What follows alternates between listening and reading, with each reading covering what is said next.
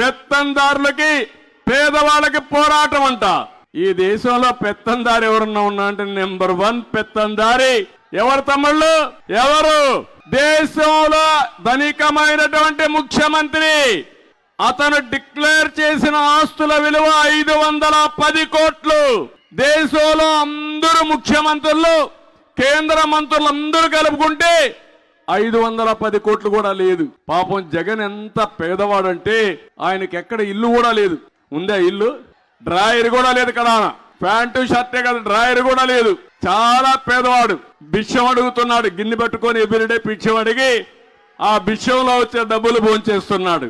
Paper లేదు, TV లేదు, ఇల్లు లేదు. పాపం చాలా పేదవాడు.